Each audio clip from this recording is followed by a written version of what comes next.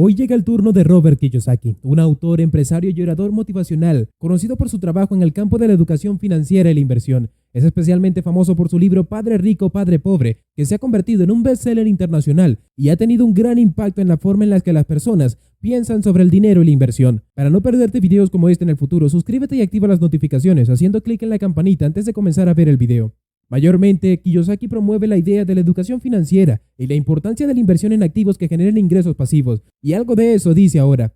La noción más anticuada es la siguiente: asiste a la escuela, consiga un trabajo, trabaja arduamente, ahorra dinero, evita endeudarte e invierta a largo plazo en el mercado de valores. ¿Por qué ahorrar dinero mientras se imprimen billones de dólares? La brecha entre el 1% y el 99% es enorme. Debes darte cuenta de que no se trata solo de dinero, debes alejarte y considerar el panorama general. Entonces, ¿qué haremos? Dentro de cada uno de nosotros existe una versión empobrecida, aún habita una versión de clase media, y la versión de clase media busca seguridad, donde la seguridad equivale a un salario. También reside una versión adinerada. Todas esas facetas coexisten en nuestro interior. Sin embargo, esto no es lo que nos enseñan. Únicamente nos instruye a ir a la escuela, buscar empleo y obtener un salario. No se nos enseña a construir riqueza.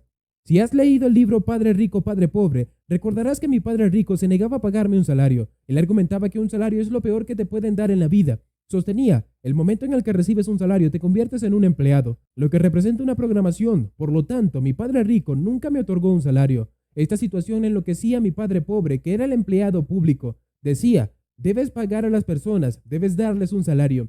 Mi padre rico no decía que los salarios sean malos, simplemente subrayaba, escucha, no querrás ser un esclavo del dinero. Entonces, como empresario, si mi negocio fracasara, simplemente construyo otro. No requiero de un salario, no dependo de nadie. Si el gobierno no aprueba mi negocio, me traslado a otro país donde quieran emprendedores. Entonces, emprender no se trata tanto de negocios, sino más bien de una mentalidad, una forma de pensar, un conjunto de habilidades y un conjunto de distintas reglas. Comprender que los pequeños negocios no se rigen por las mismas normas que las grandes empresas.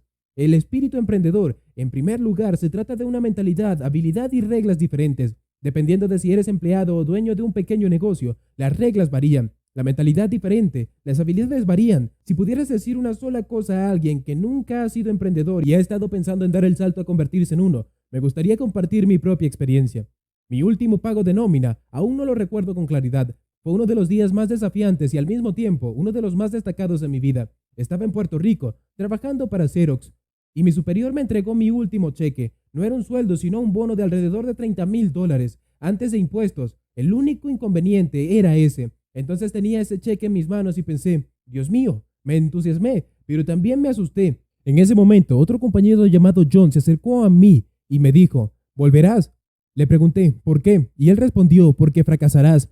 Le miré y le lancé algunas palabras fuertes, porque eso es lo que él hizo. Dejo Flexor, fracaso y regreso. Así que le dije, tú fracasaste y volviste, pero yo voy a fracasar y nunca regresaré. Esa es la mentalidad. ¿Comprendes? Si dices, si fracaso volveré a casa con papá y mamá, es lo que ocurrirá. Si en cambio afirmas, cuando fallo es cuando me convierto en emprendedor, porque no tenía dinero, estuve en la bancarrota durante años, no tenía un salario, pero eso es lo que mi padre rico me instó a hacer. Él comentó, cuando no recibes un cheque de sueldo, te vuelves más ambicioso, más astuto y pones a prueba tu carácter. Te convertirás en un tramposo, serás deshonesto, engañarás o estafarás a otros o te convertirás en una mejor persona.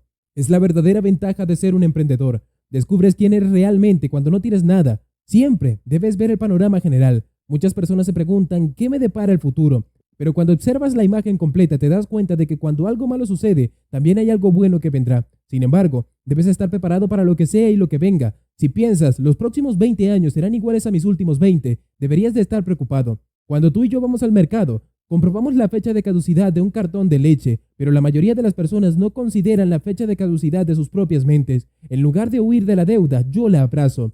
Recientemente refinancié 300 millones en deuda, disminuyendo la tasa de interés del 5 al 2%. Este movimiento me ha permitido generar una fortuna. Cada vez mi flujo de efectivo aumenta, ya que mi costo de generación de dinero se ha reducido. A pesar de que algunos expertos financieros aconsejan evitar la deuda, yo te animo a aprender cómo utilizarla. Si estás disfrutando de este video, te animamos a que dejes un me gusta y un comentario en la sección de abajo. Y continúa su historia de esta forma. Cuando regresé de mi servicio en Vietnam, en enero de 1973, mi padre rico me aconsejó, asiste a la escuela para aprender a invertir en bienes raíces. En realidad, no se limitaba únicamente a bienes raíces, se trataba de aprender a sacar provecho de la deuda y de las ventajas fiscales.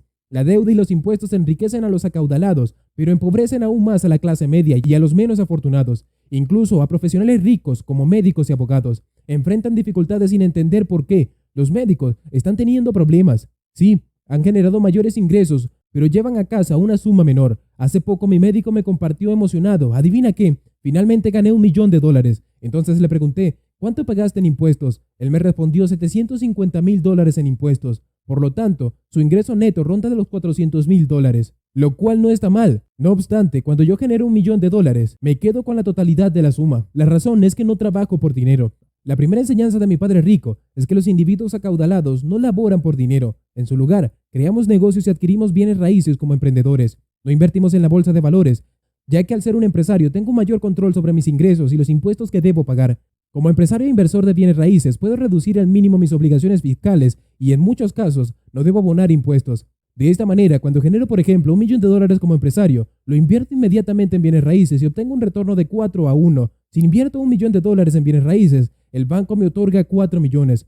Por lo tanto, aprecio la labor de los bancos, aunque causen complicaciones a muchas personas. Es un escenario ventajoso para mí, pero perjudicial para quienes trabajan por dinero. Los ahorradores y empleados son los más afectados cuando se imprimen más billetes. En cambio, los deudores prosperan. La deuda y los impuestos aumentan la riqueza de los acaudalados y disminuyen la de la clase media y los menos afortunados. Cuando seguimos ideas anticuadas, cosechamos resultados obsoletos. Para la mayoría de las personas, el antiguo paradigma de asistir a la escuela, obtener un empleo, trabajar arduamente, ahorrar dinero, evitar la deuda, considerar la vivienda como un activo y centrarse en inversiones a largo plazo ya no es relevante.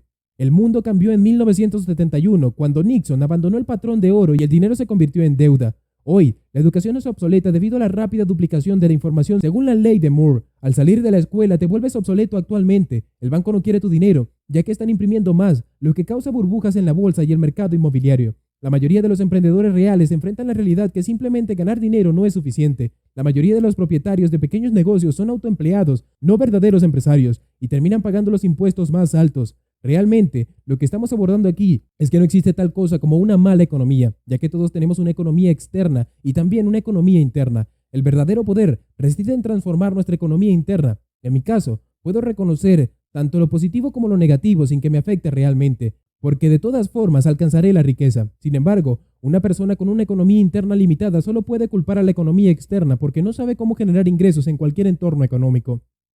Por lo tanto, las personas de clase media poseen una economía que refleja la clase media. Buscan una casa agradable, un salario constante, un empleo seguro y un automóvil. Cuando pierden sus trabajos, enfrentan un caos, mientras que el verdadero emprendedor, que no depende de un empleo, no lo ve como una gran tragedia.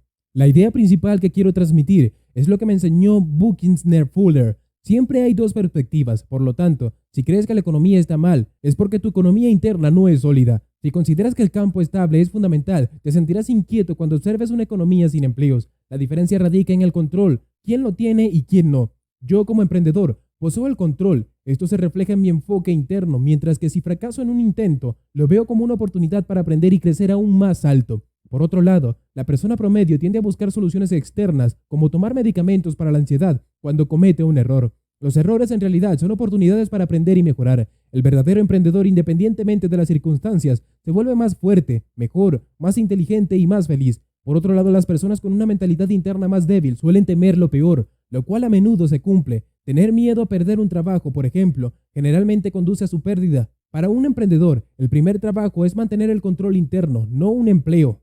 En el momento en el que aceptas un salario, te conviertes en empleado y debes ser más fuerte que eso. El enfoque recae en el control interno.